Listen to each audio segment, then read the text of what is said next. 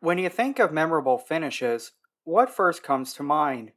Is it seeing an impressive feat achieved? In the inaugural Daytona Continental in 1962, a predecessor to the Rolex 24, race leader Dan Gurney stopped short of the start finish line with just 2 minutes to go after his car's engine had failed. With a 3 minute lead over the Ferrari of Phil Hill and Ricardo Rodriguez and Chaparral driver Jim Hall, Gurney simply waited for time to expire. As the checkered flag was cast, Gurney fired up his Lotus's starter motor and coasted across the start finish line to claim victory. How about seeing a first time winner emerge? Many race fans will remember Shane Van Gisbergen's first start in the NASCAR Cup Series, where he went on to win a race in his first try. That, of course, being last year's inaugural Chicago Street Race. A memorable moment of 2023, capped off with winning his last Bathurst 1000 in V8 Supercars as a full-time driver with race co-driver Richie Stanaway. Or maybe you're thinking of close finishes. It's going to be a drag race. Wow! They touch! Craven got him! Craven got him! And Craven! All right! What a finish! Have you ever? No, I've never. After 500 miles, he goes out. Canard, he's gone past. He's run out of fuel. Canard is going to take the win. And so is he. There goes Montoya. Oh my goodness me. He's come that fine.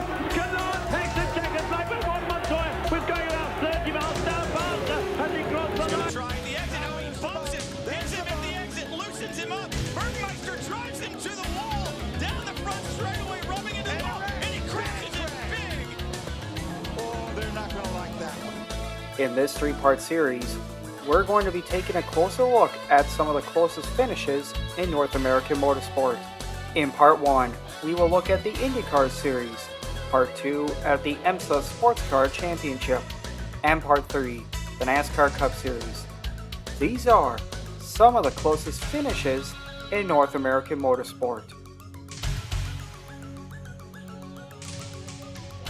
Our first look will be at the closest finish in IndyCar history. This, of course, counting the combined history of both IndyCar and Champ Car racing, given the record books have been combined since reunification in 2008. The storylines going into this race were plenty. Most notably, Team Penske would be going for their third consecutive American Open Wheel Championship, after having taken the last two in kart with driver Gilles de Ferran. De Ferran locked up the title in the final race of the 2000 season. On the same weekend, he would set the still-standing closed course world record. In 2001, he would clinch the championship in Australia with one race to go. Now in 2002, he and teammate Elio Castroneves, who both defected from kart to go to the IRL, would be locked in a title fight that included the defending champion of the IRL from Panther Racing, Sam Hornish Jr. And speaking of Panther Racing, this would be the race that would see the team move over from a one-car operation to a two-car operation, where 1999 US F2000 champion and future Indy 500 winner and IndyCar champion Dan Weldon would make his debut. Defending race champion Jacques Lazier, younger brother of former IndyCar and Indy 500 champion Buddy Lazier, would not be involved in this race. With 103 laps to go in the Firestone Indy 225 from Nazareth, Jacques would be involved in this season-ending crash caused by rookie Thomas Scheckter, who attempted to pass on the inside from turn 3. Lazier would not return until the next season's opening race at Homestead, Miami. For Scheckter, meanwhile, he too would be absent from the grid. The son of 1979 Formula One world champion Jody Scheckter withdrew from the last race at Worldwide Technology Raceway after his management staff made the decision on safety grounds and after missing a scheduled technical briefing. Despite winning earlier at Michigan, Eddie Cheever would release him from the team and would instead be replaced by rookie Buddy Rice for the remainder of the season. The race itself would feature only 5 cautions, the most notable of which featured Gilles de Ferran, who on lap 52 attempted to miss Tony Renna, who suddenly slowed due to lost fuel pressure. The result unfortunately saw him shoot up to the outside wall and crash out of the race. The resulting crash also created a stuck throttle situation in which IRL safety members were dispatched to kill the car. The Farron unfortunately would be out of the championship hunt following this crash, as he would be forced to miss the finale at Texas due to being diagnosed with a concussion and a hairline fracture on his left wrist. Max Papis, who had been without a full-time ride in kart following the dissolving of the Sigma Autosport team he had been competing with, would be called up to substitute for the Farron in the season finale. The Farron would return in time for 2003 in what would ultimately be his swan song in American open-wheel racing. When the race resumed on lap 166 following the last caution, which took out drivers Tony Renna and Ayrton Dare, an 11-car breakaway would take place in the run-up to the finish, which notably would feature championship contenders Sam Hornish Jr., Elio Castroneves, and Felipe Giafoni. How did this race turn out? Well, here with a call from ESPN International, it's Gary Lee and Larry Rice. We pick up the action with 3 laps to go. There'll be 2 laps to go when they come down to the start-finish line. Look at this! Look at this! Cheever, where was he going? Well, he thought he was going to go to the inside. Castroneves blocked him. He had to get out of the throttle, and I can tell you, Cheever will have something to say about that. Well, that was a block, but boy, I was wondering where he was going. 2 laps to go. 2 laps to go. The white flag will be out the next time by. This will be the closest finish for this many cars in the history of this league, in the history of championship car racing. And look at Cheever. He's got no place to go. There's so many cars up there. He just absolutely has no place to go, but he appears to be the fastest guy out there. White flag, 1 lap to go, a 1-lap shootout, a mile and a half on the 14-degree banking. Is it going to be Unser? Is it going to be Hornish? Here's Lazier up to 3rd position. Look at Castroneves. It's a scramble for position, and here comes a move to the inside. It looks like Hornish. Hornish may have the advantage coming off the corner now. Unser by a nose on the inside. Lazier was clear out there. Who's going to win it? Who's going to win it? Hornish takes the victory. Oh my, Lazier took 3rd, Castroneves falls to 4th, and Cheever takes 5th. Oh boy, I tell you what, I could not believe those guys were the last 15 laps out making contact. Well, I believe that you're going to see some penalties because there was some blocking going on there, and that's something Brian Barnum. All right, that well could be the closest finish ever that you witnessed, and if it is for the 2nd time this season, Al Unser has been on the short end of the close finish. The 4th win of the year for Sam Hornish Jr. Oh my, he wins here in Chicago. The final margin of victory between Sam Hornish Jr. and Al Unser Jr. would be .0024 seconds, and still stands as of this video as the closest finish in IndyCar history. The margin of victory beat the previous record set at the first Texas race of the season, a .011 seconds, in which rookie Jeff Ward picked up his first career win over also who else? Al Unser Jr. Hornish's win would give him a 12-point margin over Elio Castroneves and 62 over Felipe Giafoni. Going into the finale at Texas, we witness what currently stands as the 6th closest finish in IndyCar history at .0096 seconds between the top 2 in the point standings. Here's how it played out. White flag, 1 to go, all over your butt. Stay tight, stay tight. And these guys know it. Still side by side. Hornish Jr. had the lead by inches as they crossed the line last time. Now he comes a little bit further ahead. They come for the line. They come for the line. And it's Hornish. It's Hornish. Hornish the champion. Hornish the winner. Absolutely the way Hornish wants to do it. Win the race and win the championship. Elio Castroneves crosses the line 96 10,000ths. Behind Hornish, Mira 3rd, Sharp 4th, Barron 5th. Oh, they've done it again. With the victory, Hornish Jr. would secure his 2nd career championship in IndyCar racing. For Castroneves, meanwhile, he'd have to wait another season to try again. It should be noted though that this race and the Chicagoland event would be the talk again one season later. For Chicagoland, it would be a three-way close finish. Once again, Sam Hornish Jr. would prevail as the winner with a final margin of victory at .010 seconds. This time though, it would be over Scott Dixon and Brian Herta. For Texas, meanwhile, it wasn't exactly the finish or the championship, but Kenny Breck's scary accident down the backstretch in the waning laps, where he experienced 214 Gs. He fortunately survived and raced another day. And he's got to be thinking inside his cockpit right now. Inside his helmet. Big crash! As far as other finishes go, the closest finish to stand since reunification in 2008 would be that season's finale at Chicagoland Speedway that same year. That race would come down to a championship battle between Scott Dixon and Helio Castroneves. For Dixon, who would have a 30-point advantage over Castroneves, he simply needed to finish 8th or better to clinch the championship.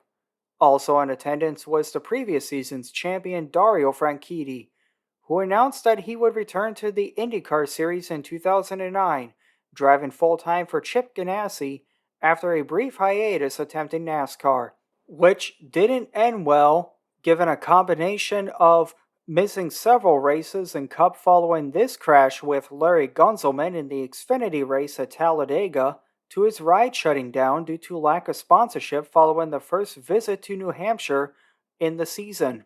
Instead, his only driving highlight in 2008 would be winning the Rolex 24 at Daytona overall in the DP class, alongside co-drivers Scott Pruitt, Memo Rojas, and Juan Pablo Montoya.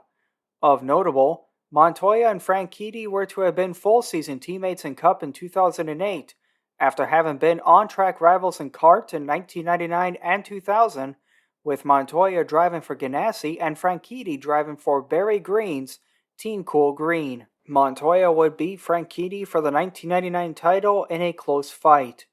The race itself was exciting and close at times in terms of the championship battle, and while Scott Dixon would walk away with his second IndyCar title at the end of the day, the finish itself would be another story. Here with the call, once again from ESPN International, it's Gary Lee and Larry Rice. We pick up the action with 3 laps to go. Around him, so be it. But, Dixon knows he's got a very quick race car. He doesn't think Castroneves is going to be able to do that. And he's going to just sit there and dare him to go around him on the outside. Now back to him third is Briscoe. Canales fourth. Will Power is fifth. AJ Foot is sixth. Seventh is Weldon. Eighth is Manning. Ninth is Hunter Ray. Now ninth is Andretti. Hunter Ray drops to 10th.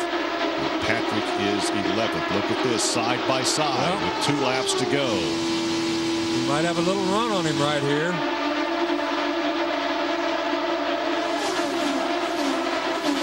We'll see. White flag out. Who's it going to be? Wow. If Dixon wins it, his 7th record-breaking win of the season and the championship. Look how Castroneves is not going to give it away. Side by side, and looks like he's getting a push down the backstretch from his teammate Briscoe. Look at this. We talk about close finishes. The closest ever was right here at Chicago. What's this one going to be? Castroneves is going to take it. Did Castroneves get it? Did Dixon get it? You have just witnessed the closest. Well. Wow. Well, look now. Wow. Now, wait a minute. That's what it looked like with the naked eye. It looked like Castroneves won that thing. Race control is looking at it. They're saying Dixon by 1/100th of a second. Well, we just found out that Helio Castroneves, you are the winner of the race. No way, I knew it. I thought, I really think I won this thing, and hey, my man, right here. Celebrating with Ryan Briscoe. The final margin of victory was .0033 seconds and still stands as the second closest finish in IndyCar history at the moment. For Castroneves, the win made up for the setbacks following a pass-through penalty issued in Detroit for blocking eventual race winner Justin Wilson. In the season finale, he overcame from starting in the rear after his qualifying time was disallowed for dropping his tires below the white line during his qualifying run. Now then, while we've been focused on close finishes under IndyCar sanction, it's also important to look at the other side of the American open wheel civil war, and the closest finish to happen under kart sanction. With that, we go back to the 1997 PPG Kart World Series season. No longer known as the IndyCar World Series, the name would change to the Kart World Series following a trademark settlement with the Indianapolis Motor Speedway in December of 1996. The race in question we'll be highlighting will be the 1997 Budweiser G.I. Joe's 200 from Portland. The storylines going into the race weekend were numerous. For one, we'd see the return of drivers Christian Fittipaldi and Paul Tracy. For Fittipaldi, he'd be returning after this frightening crash in Surfer's Paradise, which saw him hospitalized with 4 fractures to his right leg and out for contention for 6 races, being replaced by Roberto Moreno. Meanwhile, for Paul Tracy, an incident which resulted in back spasms in Detroit saw him withdrawing prior to the green flag. But it was Detroit that gave us an exciting finish. Greg Moore, fresh off his first career win in Milwaukee, would make it 2 wins in a row after a dramatic final lap saw both Pac West cars of Mauricio Gugelmin and Mark Blundell run out of fuel. To the strand. How much throttle can... And Gugelmin slows. Blundell bursts into the lead as his teammate slows out of fuel. And now Greg Moore has a decision to make. I could have passed him for second. Can I pass him for my second consecutive lead? Bruce McCaw and the team looking on. It's all in the hands of Mark Blundell. He's only got 2 corners to go. Blundell in the middle of the racetrack. Defensive position. Michael Andretti doing the same in what is now 3rd place. And Blundell slows. Moore is in the lead. Blundell is out of fuel. And it has all come apart for the Pac West teammates. Victory. 2nd straight win for Greg Moore. Michael Andretti 2nd. Gilles de Ferran unofficially 3rd. And Jimmy Vasser, a near thing, in 4th. Now was time to turn the page and focus on the next race at Portland. But not before the fact that this same weekend would be the inaugural race weekend for the newly opened Auto Club Speedway. 3 drivers representing kart, Chip Ganassi teammates Jimmy Vasser and Alex Zanardi, plus Penske driver Al Unser Jr., would be on hand to compete in the IROC event. And with a storyline that Christian Fittipaldi and Paul Tracy would be returning to kart competition that weekend, one driver who competed full-time in kart in 4 previous seasons would be out. That driver would be Robbie Gordon. For 1997, Gordon was going to attempt a full season in the NASCAR Cup Series racing for Team Sabco. Prior to the inaugural California 500 race weekend, Gordon had only missed 4 races. He missed the first Talladega race of the season after the rescheduled race was run on the same day as Indianapolis 500 qualifying, being replaced by teammate Joe Nemechek, who originally failed to qualify for the race, and then a further 3 races after suffering 1st and 2nd degree burns brought on by this methanol fire in the Indy 500 proper. In the opening practice prior to qualifying, Gordon would be involved in this incident that would cause him to withdraw and be replaced by Greg Sachs for the remainder of the race weekend in the Cup Series, with fellow Cup Series competitor Bobby Labonte filling in for the IROC race. Being treated at a local area hospital, Gordon would fail a basic motor skills test and was therefore not cleared by doctors to race. In an interesting note, though, following his release from Team Sabco later in the Cup Series season, Gordon would make his kart return at this venue when he would replace Dario Franchitti for the season finale after he was released from Hogan Racing following the race at Laguna Seca. Meanwhile, back to the IROC race itself, it would be the NASCAR stars prevailing, securing the top 5 with Mark Martin winning and 5th place finisher Jeff Gordon going on to win the next day's inaugural California 500. For the kart drivers, Unser Jr. would finish 6th, Vasser 10th, as the last driver on the lead lap, and finishing last would be Zanardi. Zanardi himself would be involved in not one, but two incidents in the race. The first coming on lap 1, where the rear of his car broke at turns 3 and 4, causing damage to the rear deck lid and front air dam, and then after receiving permission from IROC President Jay Signori to restart the race in a backup car, went too deep as he checked up on his kart teammate Vassar, where he smashed a wall on the backstretch, punctured his right front tire, and ending his day. With the race now completed, it was now time for the 3 kart drivers to head back to Portland to join their colleagues for Sunday's race. And what a race it would be. A wet one, if you will. Look at Gilles Deferrin. He spun off. Fortunately, a lot of grass out there. He's not going to slow down very much, but there's very little to hit out there. Different spot of the track. He's tippy-toeing around there. Stands on the gas, gets it sideways, and he is gone. You can hear the revs as the rear wheels break loose. That's the kind of day we're going to have here at Portland. Bottle just trying to squeeze it on there. Whoa! Patrick Carpentier goes around. Keep going, Patrick. And that, of course, came just 1 week after he and A.J. Foyt teamed up to win the 24 Hours of Le Mans. Oh, we have a spin. Spin I down think there. that was Scott Pruitt. Scott Pruitt, I believe, spun, trying to get a restart. Lots of room out there to take evasive That is action. all over. See, right out here, right out there, the two of them are together. And they just get hooked up wheel to wheel. You can't do anything. Once they touch that grass and they're trying to accelerate, it's all over. Neither one of them, they were both passengers there. Neither one of them could control the situation. Same spot, you just see his car right there. It almost looks like exactly what he did before. Spun around and stopped at the same spot and stalled. Chaos, drama, and frustration are just one of several words that can describe this race. Though our main focus for this video will be on the final 10 laps, in this moment we would see Paul Tracy be the first driver all race long to gamble on slick tires, as the track now was starting to slowly dry. Though this gamble had its share of consequences. We were 1391. Yeah, do the math.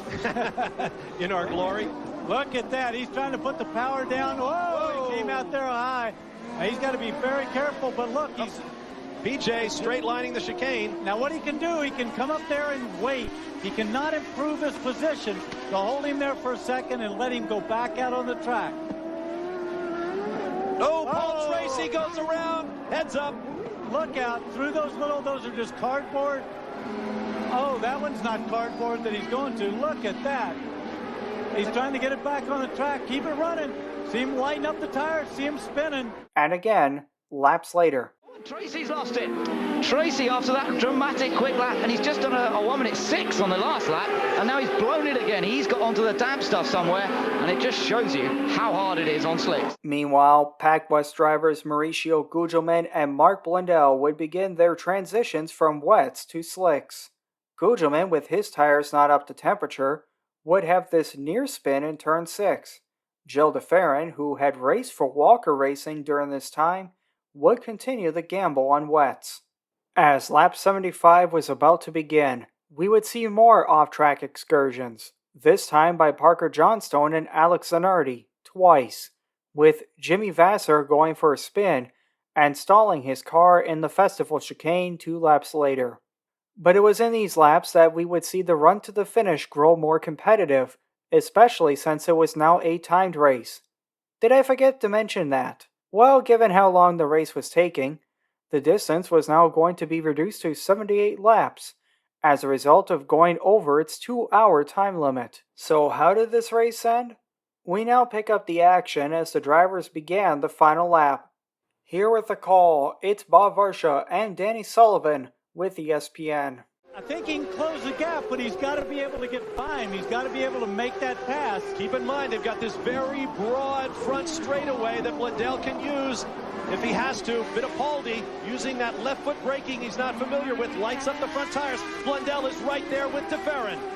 2 weeks ago in Detroit, Blundell missed out on his opportunity for his first career victory when he ran out of fuel with one corner to go in the race. And now he has another chance here in Portland.